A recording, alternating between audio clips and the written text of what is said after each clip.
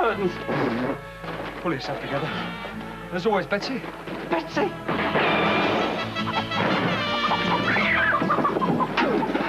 Yes, at tense moment, viewers, have these poor blighters got the power?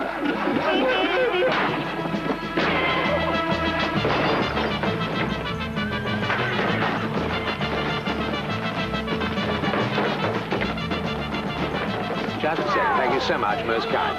Well, thank goodness for that. They've got the power after all, and you could have too. National power. Hand power, Jen. Register for a prospectus by February the 15th, and you could get incentives. I've got the power! We must be flipping out. Rock and roll on the movie channel. Frank Zappa's cult classic. I think obviously Terry Butcher was an immense signing for him. You need, obviously when he was initially signing the players from England, he wanted someone to build his team around, to be the focal point, the hub of it. And I think Terry Butcher fitted that pattern brilliantly. I think Terry grew with the club. He wanted to be there. He was Rangers through and through when he was here for 4 years, and he was a very important signing. But a serious rift had developed between Butcher and the club, and Rangers took the unprecedented step of calling a press conference to give their side of the story. Details of private conversations were divulged, and after that, it was clear Terry Butcher was on his way. It was the saddest chapter in my time as Rangers manager to date.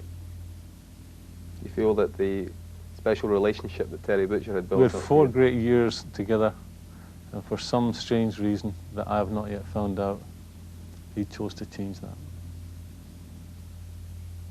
Do you still have any contact with him? Have you? I wish him all the very best in his new job, and you know, Terry will soon appreciate that this job is a lot harder than just playing. But I wish him all the best, because we had 4 great years together. And he's already discovering some of these hard decisions he has to make. That'll be hard for him, but you know, Terry showed a lot of character here as a player, and if he shows half of that character in management, then he's got a real chance. While one character was departing the scene, a new one who'd arrived with a tough reputation was already emerging as a special favourite. Terry Hurlock joined Rangers from Millwall, and at the age of 32, this unassuming Cockney had suddenly hit the big time.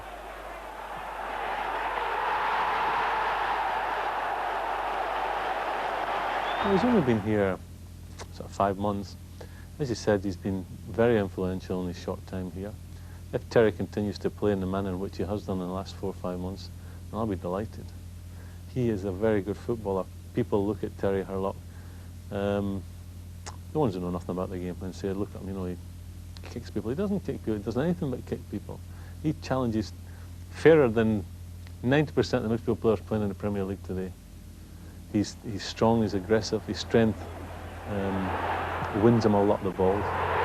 And apart from that side of his game, he is a good footballer. He can pass the ball. He can pass at the right time, hold on to it at the right time. He's an experienced player. And as I said, I'll be delighted if we get another couple of years of the quality that Terry's showing right now. Rangers fans may have been pleasantly surprised by Hurlock, but they knew exactly what kind of quality to expect from the new star, Oleg Kuznetsov. He'd played twice at Ibrox for Dynamo Kiev, and at £1.2 million, he seemed to be a bargain. But in only his second game for Rangers, he went down with a knee injury, which has put him out of the game for several months, prompting a controversial outburst from Souness. You made a remark some weeks ago about there being too many hammer throwers in Scottish football. The phraseology, do you regret that for a start? Are you aware of the fact that all over Scotland people... I've upset hammer throwers. So you still insist that there is such a thing in Scottish football and who deserve to be described in that way? Well, again, before going to front, people turn around and say, it's very easy for me to come out and say that because I'm the manager of Glasgow Rangers who can go out and buy players. I'd argue that point. It's never been my philosophy. It wasn't the way I played football. It's never been my philosophy to fill a team with people who just go out and stop other people playing. And I think some people are guilty of that. Are you aware of the fact that a lot of people in Scotland who perhaps don't sympathise with you or with Rangers? Listen, no matter if there's certain things I would say, this carpet's blue, and there'll be people out there that would argue the point. Anything to do with Rangers, in some people's eyes, is wrong. So that's something we just have to get on with. Yes, but people say Graham Souness, a man, is a player who wasn't afraid to put it about a bit, and he's talking about hammer throwers and all that. Does that hurt you, that kind of criticism? No, didn't hurt me as a player, it certainly doesn't now. It's the people who are criticising, David. Well, obviously, one player who is nowhere near being a hammer thrower is Oleg Kuznetsov. This is a truly world-class player, and you got him. Do you think it was a bargain? He's played 95 minutes for us. I felt when we signed him that he was a truly outstanding performer. I said privately I felt he was the best player in the world in his position. I think in the 90 minutes that he played out there, people would, on that performance anyway, okay, the one game, people would maybe agree with me on that. I'd seen him playing half a dozen times, played against them, and the performance he gave against St Mirren that day was the performances he had turned in the games I'd gone to see him play. Tragic for him, tragic for his football club. The Scottish public, in the short term anyway, have been denied seeing a truly world-class performer playing on a regular basis in Scotland, which that can't be said, or hasn't been said for a long, long time about players playing in the Premier League. You know, people over the last couple of months, there's this thing about hammer throwers in Scotland, and I can remember a couple of months ago reading this, and someone was saying, well, how can Graham Souness talk about being a hammer thrower when he was one himself, which I found quite an amazing statement to be in the press. Graham Souness had as much ability as any player that was playing in the English First Division. If you were to ask any Liverpool player who played with him, his influence would have been, I would say, almost on a par with Kenny Dalglish's. Now, for someone to have that much influence on his side, he must have been able to play. I mean, I've been in close contact with Graham many times in games we've played against each other. He was a quality player. He was very hard. I mean, don't let me think that I'm kidding you on here about he couldn't look after himself. Graham Souness could look after himself, but he wanted to win. His biggest single asset, I believe, is that he's a winner. He doesn't like losing. Kenny Dalglish once said, show me a good loser, and I'll show you a loser. And I think Graham Souness holds that belief as well. He wants to win. He hates getting beat, and if you've got those attributes and you can play a bit as well, then you wouldn't have been a bad player. Monsoon conditions greeted fans arriving at Hampden for this season's Skull Cup final.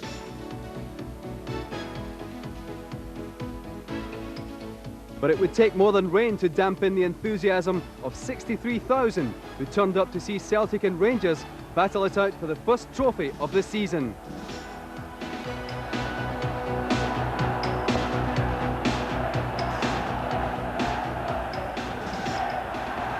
Celtic attack the goal to the left. And here's McCoist for Rangers.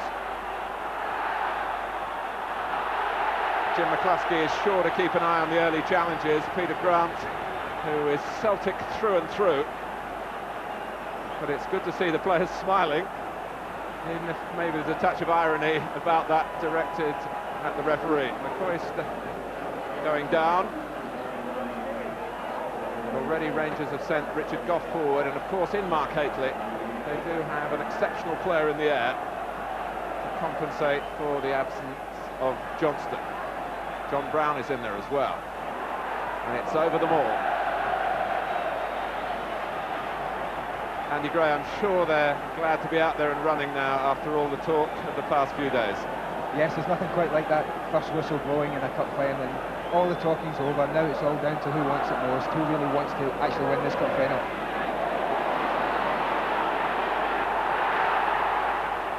And Woods has to save as suddenly it opened up for Craney. Yes, it opened up quite alarmingly, but it was a super little ball from Jakinovski. And this is why Chris Woods is England #1 at the moment. That really was a super save. Craney got into that channel. And Jakinovski, who must be a difficult opponent, he's not a predictable player by any means. And it was a flick full of perception. Craney, who scored at that very end in the semi-final here against Dundee United, was in and threatening Rangers here.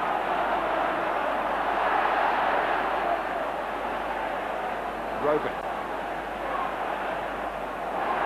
Walters trying to be too tricky. Gary Stevens hurling himself in. Commitment must be total.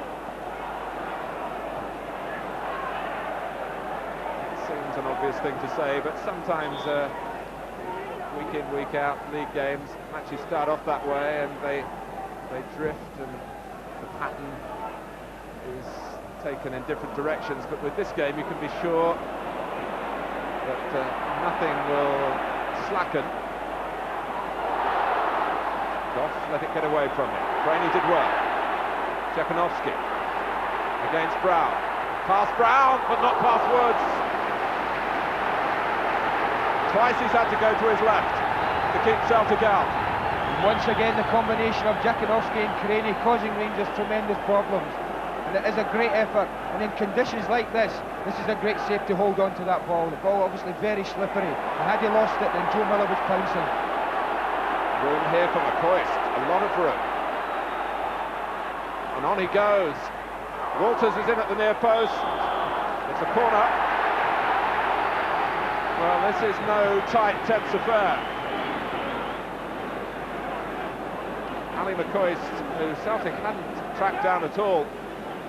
Walters had a tight angle, but Bonner had to cover it. Stephen to take the corner. Haley waiting on the edge of the area. Brown right in by the goalkeeper who didn't get there. In goes Haley. 31 times Mark Haley played for England. Fulton. And again. Czekanovski's onside. An early one, perhaps aimed for Craney. Not the most likeliest to win it in the air. Stephen. Just to remind you, the destiny of the 1990 Skull Cup must be decided today. An extra time and a penalty shootout thrown into the mix if necessary.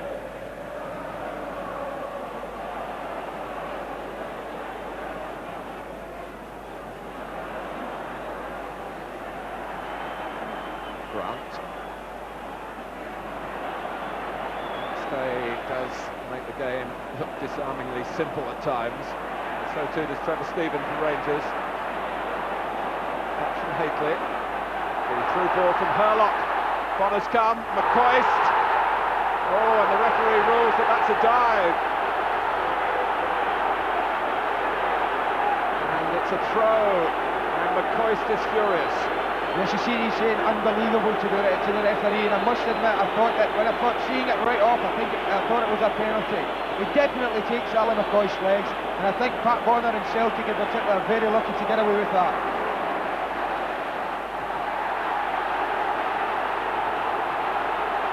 But it's Celtic with Fulton. And Fulton improvised well. Czekanovski, and again.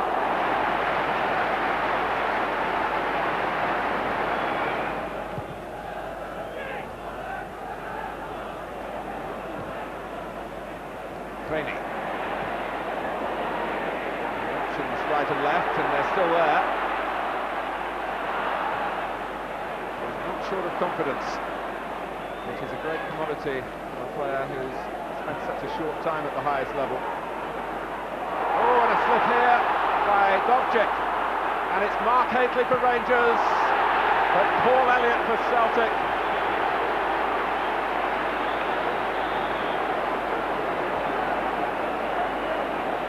In the first instance, just before that, Mark Haley is about 2 or 3 yards offside, and the linesman just didn't look.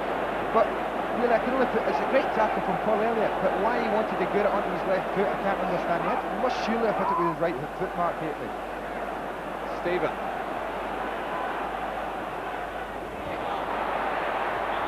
And Bonner was certainly not in command.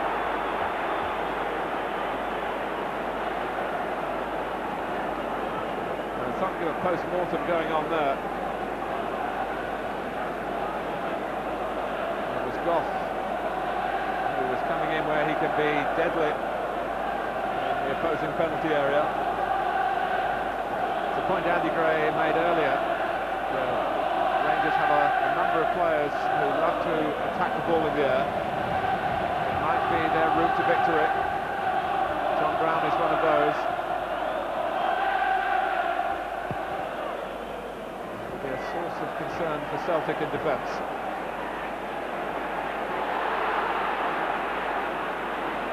Miller. Grant. Here's Collins. First season with Celtic.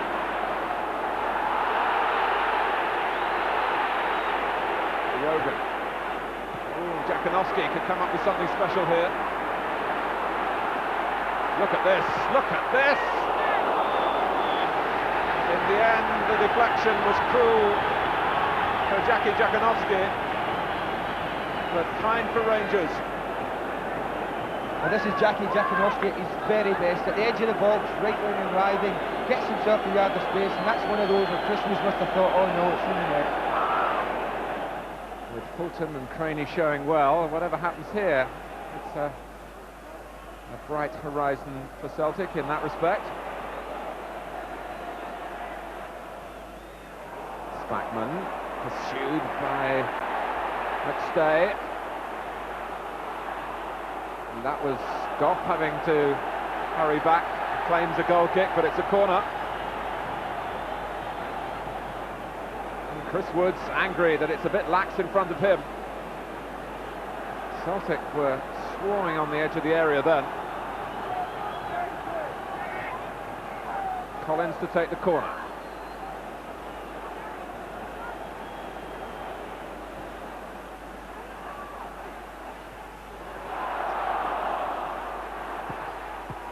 Oh, and it's turned in by Elliott!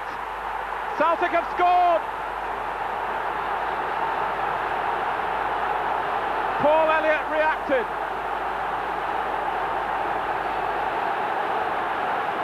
And how the Celtic supporters are reacting to that.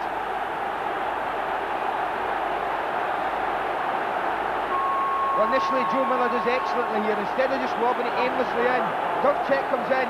Look how low that is. Paul Elliott doesn't trust his left foot. He thinks I'm better with my head than I am with my foot. And look how low he stoops.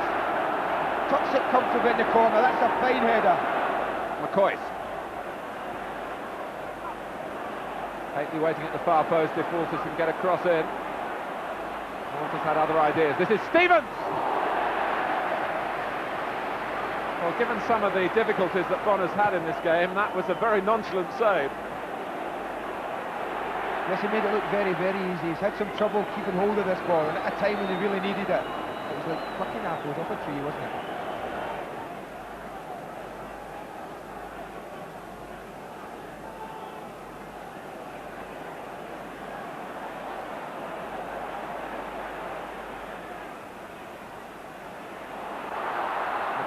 Walters, 1-1.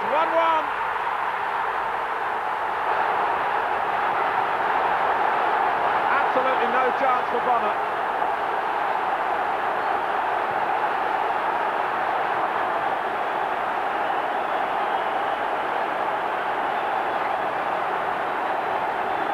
Well, we've certainly got a game now, haven't we? It's a good little move, and for once, Mark Haley gets down, finds Ellie McCoy.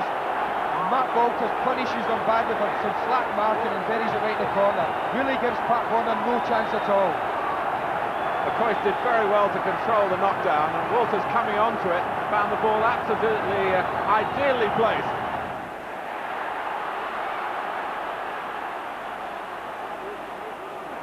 McCoy. Stephen. Walters, 4 in the middle for Rangers.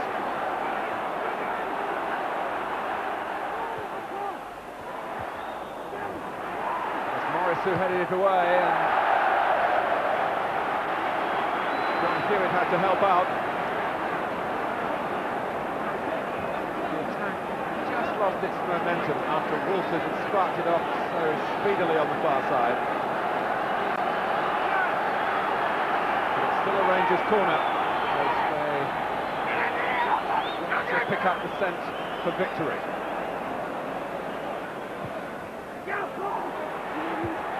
Hately Well, Bonner could have been beaten by any sort of second touch. And Jekanovski is away. No time to ponder on that for the moment. He's short of support. It's arrived now in the shape of Chris Morris. And here's Collins lining one up.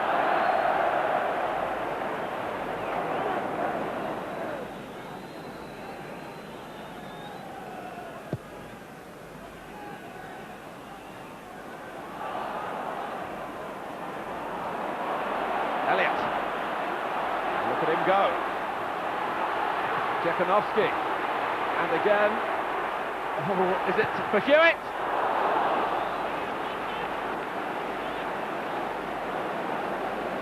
So the score was 1-1 at the end of 90 minutes, and the game was set for extra time. A few brief moments for the players to gather their thoughts and their energy for the demands of the extra period, and a chance for the managers to lift their teams for another big effort. Morris. Jekanovski. Even for a player of his fine touch, it was a dastardly ball to try and control, really. Walters, though, has the mastery here. McCoy's to the right. Hastings well forward, as you would expect as well. Spackman.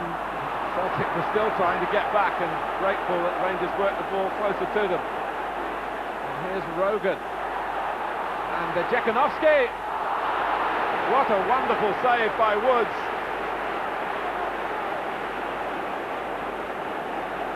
This has been Celtic's best tactic all day, and they've done it again. They soaked up the Rangers' attack, broke very quickly, and what a save from Chris Woods. Goalkeepers who stand up like that always give themselves a chance. He stood up late, didn't give Jekanovski the upper hand. He's made a great save and kept Rangers in the game.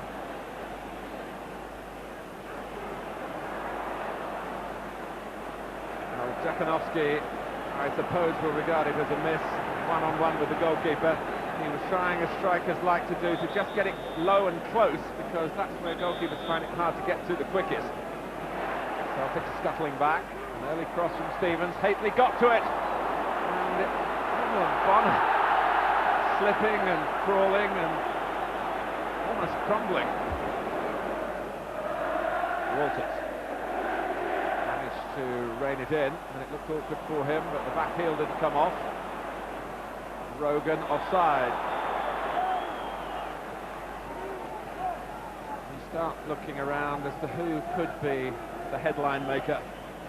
Trainee for one, of course, who's kept up his appetite for the fray. And throughout the game has adorned it, really, with some clever contributions, denying his inexperience. Oh, and is it in? It is!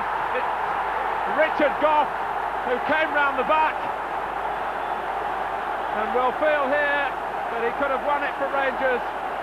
Bonner is furious with the defenders.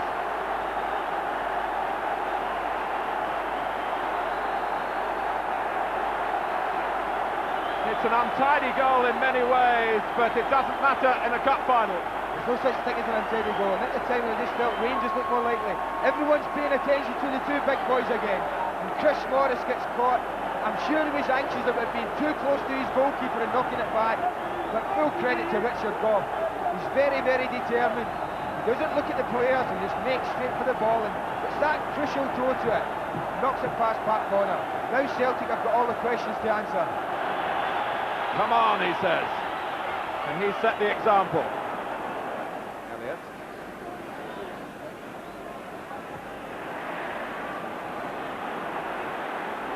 Rogan.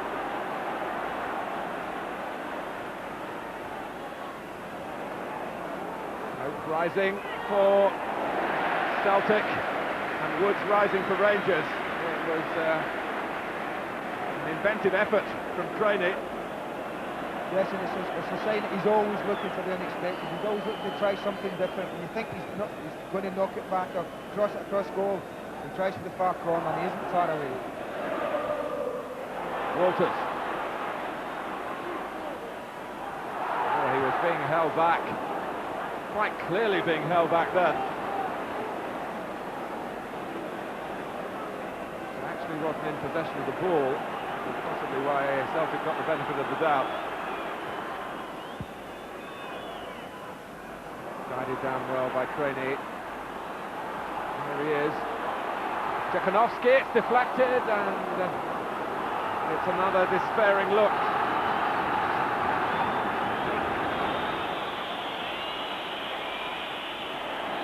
Back by Ferguson, who's been very busy indeed since he came on. Sometimes they say as a substitute it's difficult to fit in, and it surely can't have been easy as Ferguson has made it look. The Rangers have won. Richard Gough has done it, and the pain of the past few days is forgotten. And they've come from behind to do it.